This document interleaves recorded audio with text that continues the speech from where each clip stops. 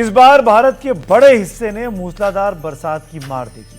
अब देश के बड़े हिस्से को सामान्य से ज्यादा यानी हार्ड कपाने वाली ठंड का सामना करने को तैयार रहना होगा। मौसम वैज्ञानिकों का मानना है कि इस बार की सर्दियां पहले से ज्यादा लंबी रह सकती हैं। इस बार ठंड ज्यादा पड़ने की वजह 5 पॉइंट में समझ लीजिए। इस बार पारा ज्यादा गिरेगा, पहाड़ों पर बर्फबारी भी ज्यादा होगी। इस बार सर्दियों में बरसात भी ज्यादा हो सकती है। इस बार ठिठुरन भी ज्यादा होगी और इस बार पाला भी ज्यादा गिरेगा।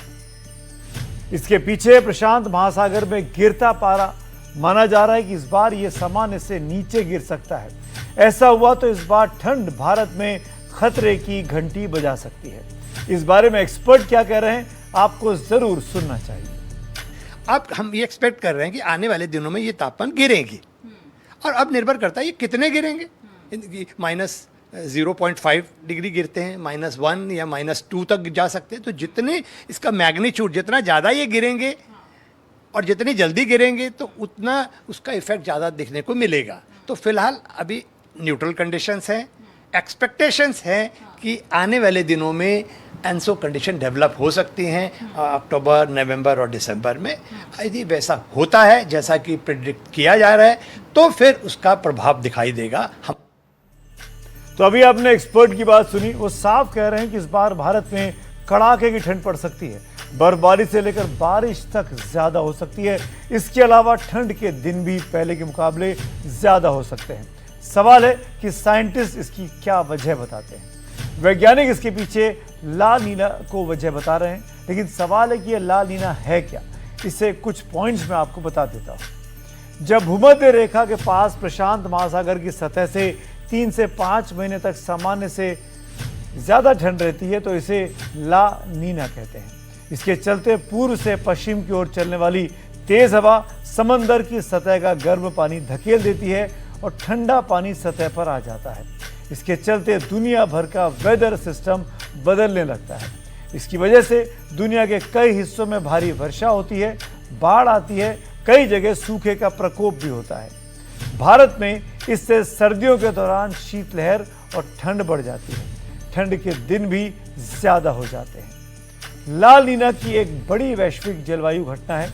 इसका बुरा असर सब्जियों की खेती पर भी पड़ सकता है। अब अगली खबर की ओर आगे बढ़ते हैं। आज वर्ल्ड हार्ट डे है, यानी विश्व हृदय दिवस। आप सबको दिल से शुभकामनाएं और सलाह। हम सब पिछले कुछ दिनों से एक अजीब ट्रेंड देख रहे हैं। बहुत कम उम्र के लोग दिल की बीमारी की वजह से अचानक मर रहे हैं।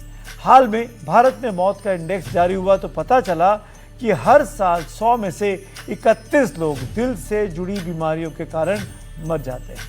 शहर में 100 में से 34 और गांव में 100 में से 30।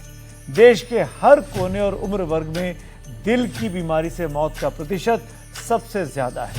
और चिंता की बात यह है कि 5 से 9 वर्ष के बच्चों में ट्राइग्लिसराइड बढ़ रहा है, जो भविष्य में कम उम्र में दिल की बीमारी की बड़ी वजह बन सकता है। इतने छोटे बच्चों को तो हम कोई टेस्ट भी नहीं कराते हैं। ऐसे में हम क्या करें कि बच्चे बिना दिल की बीमारी के बड़े हों और हेल्दी जीवन जिए। देश में दिल के बड़े डॉक्टर हैं अशोक सेठ। उनकी 5 बातें ध्यान से सुन लीजिए। और अगर मैं आपको सिंपल 5 चीजों की गाइडलाइन दे दूं तो ये है कि हर व्यक्ति और हर औरत को अपना टेस्ट 20 साल की उम्र पे करा लेने चाहिए। और जिनको फैमिली हिस्ट्री है हार्ट प्रॉब्लम्स की, फादर मदर ब्रदर सिस्टर्स को हार्ट अटैक हो चुका है या डायबिटीज हाई ब्लड प्रेशर है, तो उनको तो 10 साल की उम्र पे ही अपने ब्लड टेस्ट करा लेने चाहिए, जिसमें कि कोलेस्ट्रॉल जिसका पता नहीं चलता, शुगर जिसकी पता नहीं चलती जो साइलेंट किलर है, और ब्लड प्रेशर जिसका पता नहीं चलता क्योंकि वो साइलेंट किलर है। एक जीपी के पास ही जाके करा लेना चाहिए। ये सस्ते इन्वेस्टिगेशन है, साथ में एक ईसीजी हो जाए। फर्स्टली ये। सेकेंडली, अब एक बार हमें अपने रिस्क फैक्टर्स पता कर चल गए तो उसका कंट्रोल हमारे हाथों में ही है। स्मोकिंग को छोड़ना, अल्कोहल ड्रिंकिंग ज्यादा न लेना, डायबिटीज और शुगर का भी कंट्रोल हमारे हाथों में है। हेल्दी लिविंग और लाइफस्टाइल को मॉडिफाई करना भी हमारे हाथों में है। मोटापे को हटाना और रेगुलर एक्सरसाइज करना, जो कि सबसे इम्पोर्टेंट एक ट्रीटमेंट मैं कहूंगा है हार्ट अटैक रोकने की, वो हमारे ऊपर ही है। Stress relief, yoga, meditation, spirituality, सब हमारे हाथों में है। तो रिस्क फैक्टर जानना हमारी रिस्पॉन्सिबिलिटी है, हार्ट अटैक से बचना हमारी रिस्पॉन्सिबिलिटी है।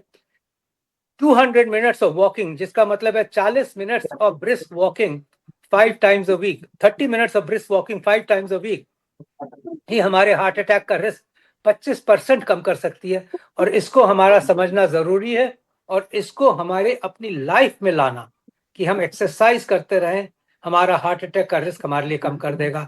BP, high blood pressure, diabetes, मोटापा, सबका कंट्रोल आ जाएगा, स्ट्रेस रिलीफ हो जाएगी, और हमारी हैबिट्स भी अच्छी हो जाएंगी अगर हमने एक्सरसाइज की रेगुलरली।